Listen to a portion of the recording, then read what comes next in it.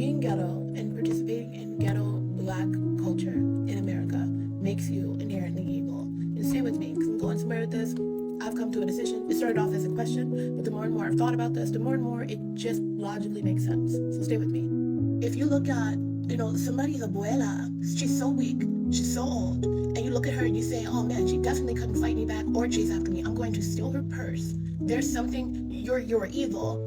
You're not a person out here just trying to survive anymore.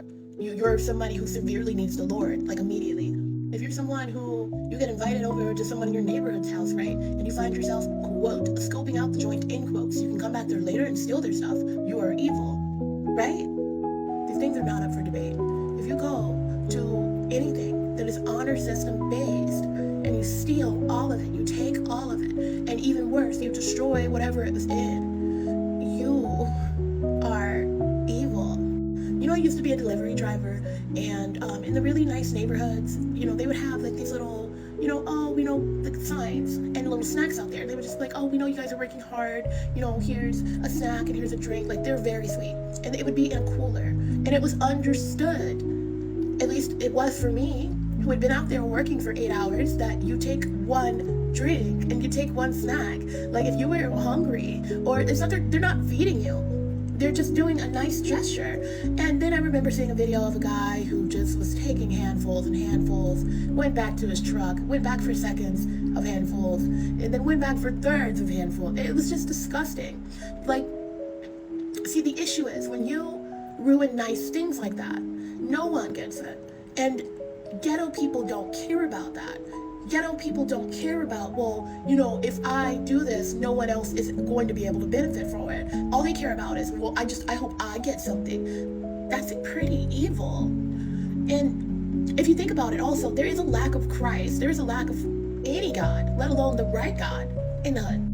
No one in the hood cares about Jesus. No one in the hood cares about God, period. Because if they did, they wouldn't be getting constantly, because I just feel like there's something about like I can just continuously have this unprotected sex, it's fine. If it doesn't work out, I can just go down to Planned Parenthood and take care of it. That's a pretty evil thought.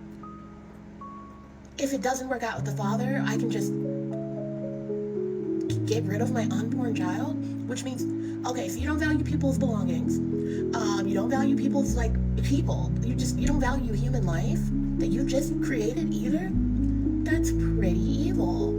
I mean, what else am I supposed to call this, guys? And did I miss any other examples? If you value other people's things more than you value your life, you are evil. I just feel like there's a serious mental disconnect. Instead of actually working hard and just, praying to the Lord, being like, okay, well, if it's my time to have these things, Lord, then it'll be my time. Instead of doing that, you're just like, you know what? I want this so bad. If I die, screw it. Is it really that important? How is that not anything other than evil? That is clearly the devil telling you, hey, material possessions are more important than anything in the world. They're more important than God, they're more important than your life, they're more important than... And so it's just... And the issue is ghetto people are so materialistic. They care more about things than anything. Than keeping their unborn babies, than taking care of their things, than cleanliness, than just simple things, and just everything. They don't care about anything unless it's flashy. Unless it's literally textbook the devil.